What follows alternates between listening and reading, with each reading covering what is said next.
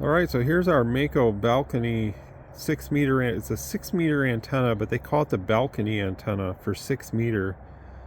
Now, a lot of the amateur radio operators may not know about Maco, but they're a U.S. company out of Missouri. They specialize in a lot of CB antennas and such, but this Maco 6 meter antenna is definitely pretty impressive. That you can get it to match up to pretty much a perfect 50 ohm at the calling frequency. So I'm really happy about that. If we just take a quick sweep through the band here, I'll never be using any of the upper frequencies on 6 meter because there's nothing in my area. There's no repeaters or anything like that. If there were repeaters, it would still be usable, or FM simplex or whatever. Maybe I can find some people talking 6 meter simplex, but very doubtful. I've heard 6 meter in general, which I have little to no experience with 6 meter. It's kind of like I have a good buddy of mine that's much older than me, amateur radio operator. He's November 8 Romeo Hotel Kilo, and he refers to the 6 meter band as smelt dipping. And if you don't know what smelt is, it's this type of fish. He says it's like smelt dipping. You never know what you're going to get. If they're not running, you're not going to get nothing. Well, you could say that with just about any amateur radio band, but that's really impressive by all accounts from what I think. So, not too bad a day out today here in Michigan, but anyway, so we got it pretty much locked down.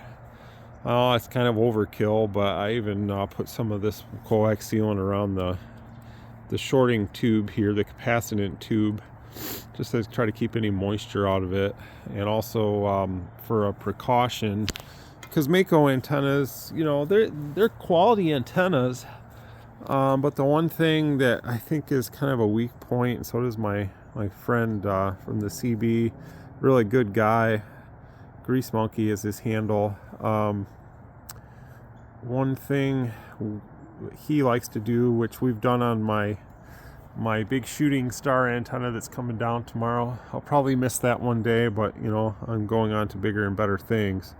Having one big monster antenna up there for one band just isn't practical for me anymore. I got so much interest in other bands and stuff, so we drilled a hole through the element and then put this bolt with a wing nut. And what that does is kind of keep this from moving, because all they have, this is kind of like clamped, and there's a screw with a square nut, and I've tightened that up. That's how these for the shorting bar, that's also how they're affixed on there. This is pretty strong here though, I'm not worried about that, but this one, I mean, this thing can flex in the wind and stuff, so I feel like that was a good thing that we did on the shooting star, and figured since it's the same brand antenna, we might as well do it here too. So I pretty much prepped my cable.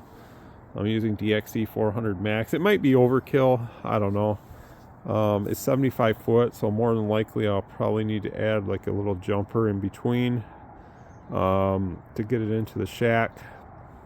Well, I'm going to use a remote antenna switch at the foot of the tower, so probably I'll need a little jumper. And I have a ton of DXE 400 max going up the tower to feed that shooting star, both polarities, so whatever I need, I'll just cut and make myself a jumper. I don't worry too much about jumpers, and if the little barrel connector adds a little bit of loss, it's not a big deal. The main thing is I'll be able to run one feed line in from the DXE remote antenna switch, and then I can select between this antenna, that antenna. This is what I've done with this one. I'm not really too concerned with common mode, but since this was excess here, I just coiled it up and kind of taped it off, so it's a few loops anyways. Then this is where it feeds. This is a female SO239 going into a male. This is 80 feet, so I won't need to have any jumper here. This is RG213 ABR there. This one is 75 feet. I probably might need a little jumper here too. I have excess RG213, and I can always make myself a little jumper. This is going into the remote antenna switch. This is going into the remote antenna switch.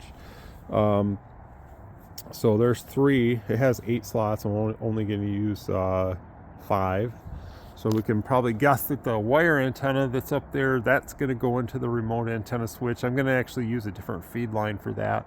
I know it's really stupid and it's way overkill, but since I have DXE 400 Max already up there, I'm probably just going to have them switch it, which is just stupid to use that on a wire antenna for the lower bands and stuff, but why not? It's already up there. So the LMR 240 or whatever I'm feeding it with now will come off, and we'll just use that. So that'll be on that switch. And then over here, I got coax everywhere in the yard. My wife will be so happy when this is done. The Mosley will be on the switch, and that's it. So there'll be 5 different antennas: HF Yagi, HF wire, 6-meter dipole, CB vertical, and CB horizontal dipole. So 5 antennas on the switch, 1 length of RG213 coming in. And I know some guys might say, well, that's kind of defeating the purpose of putting 400 max on a 6-meter antenna and then just using it on a dipole, or on a wire antenna up there. But my main concern is more for impedance matching of the HF Yagi. Since I'm using ABR213 on there, I want to use ABR213 coming in off that remote switch. I'm not so concerned with this and going from a 0.84 to a 0.66 or anything like that. I think it'll be fine. This isn't really a band that I'm so concerned with. This is just kind of something new, and if I can have fun with 6-meter, then so be it. These 2 antennas are also using the 0.66 velocity factor RG213, so they'll be fine also. I really still enjoy CB a lot, so these will have the same feed point impedance, or coaxial impedance. Velocity factor impedance should always be close to 50 anyways, but we all know it's hard to achieve 50 ohm on every frequency. It just generally doesn't happen. But the velocity factor of these cables is 0.66, and so will be the cable running into the shack from the remote antenna switch. So the only ones that'll be different will be this one and that wire. And then my 2-meter stuff, I know I said in the last video that I was going to try to use the 13B2, but I've changed my mind. What I'm thinking I'll have the installers do is, since that 2-meter Yagi is on a cross boom, it's 2 4-elements stacked, I'm probably literally just going to have them put it like right underneath this, so that it's up as high as it possibly can be.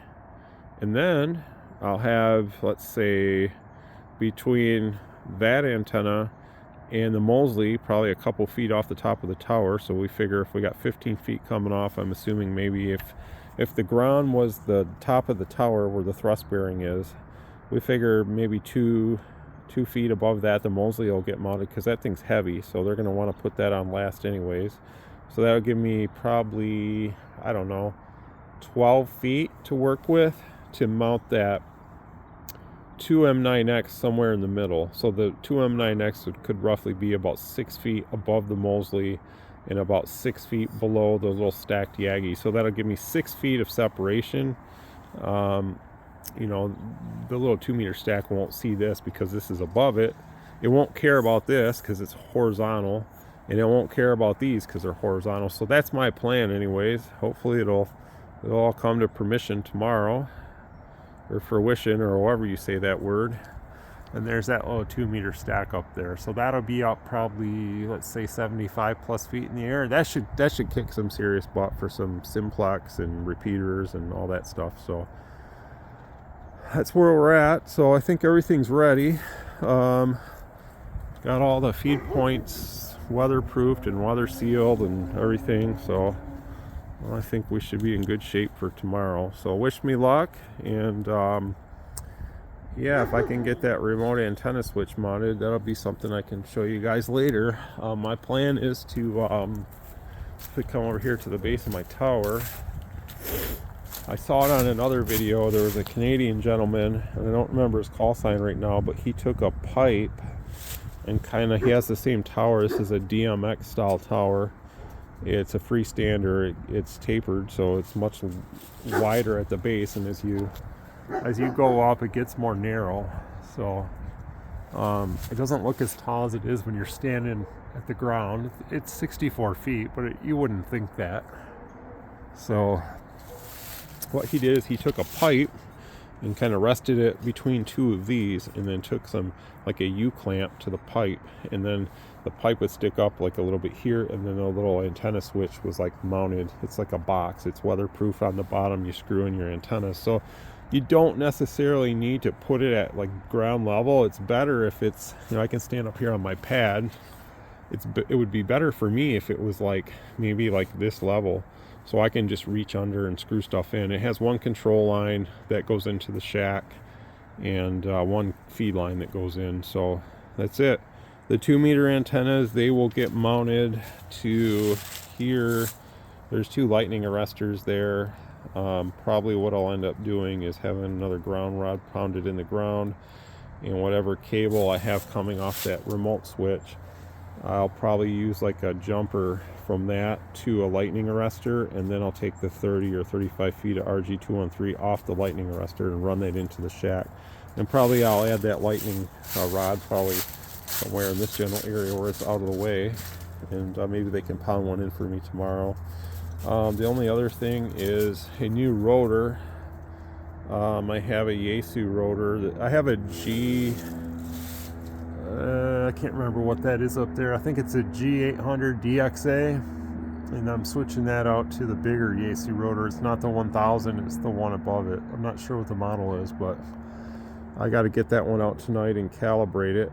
And all this rotor wire will go away. This is way more than I needed, but it's a Jetstream. The rotor I have comes with Yaesu cable, so I'm just going to swap the cable.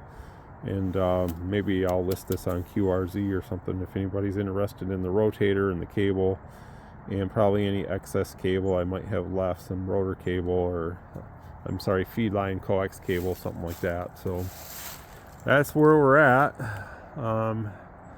The old IMAX 2000 or Max Optimizer, whatever the heck they call that thing these days. It's got the optimizer section in it. I don't know, I can kind of zoom in and show you guys what that looks like.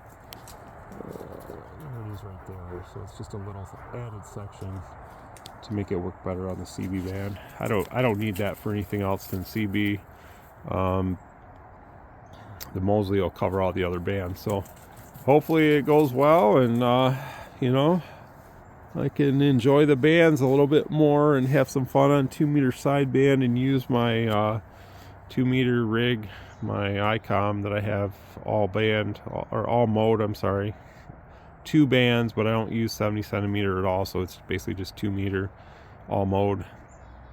Maybe I can start checking out some FT8 or something on 6-meter also with this dipole. That'd be interesting. All right, 73, let me know what you guys think about this Maco balcony antenna, 6-meter. It's kind of a unknown antenna in the ham radio community, but I'm pretty impressed with it. I mean, I'm really impressed with Maco in general with their CB stuff. It's really nice quality stuff. So super easy to build this thing, and didn't have to modify except for that one bolt. This antenna, on the other hand, from DX Engineering, we highly modified it. So, but it's much stronger now than what it was before. And I will post a link in the other video, maybe in this one too, to what this product is. But just remember, we modified it with the heavier dutier tubes here, and we drilled and stuff and added bolts, so that way it's much stronger, because it was very questionable about how it would withstand the wind and stuff. I think it would have broke rather shortly. So I did accidentally bend one of my radiators here a little bit. I'll try to bend that back before it's all said and done, but it is what it is. A big bird or something lands on this up in the sky, it can bend it anyway, so it's not going to hurt the performance. I'm sure it'll be a little directional, considering it's only a rotatable dipole. I kind of wish now that I would have bought the Mosley with the 6-meter. They had the 64, I think they call it, instead of the TA53, but hey, it's too late now. I'm going with this, so I'm happy to maybe help Maco out a little bit and show them the 6-meter, show everybody the 6-meter dipole antenna. Yeah, there's a big airplane right there. Yeah, so hopefully it works out well, and we can make some cool 6-meter contacts. 73.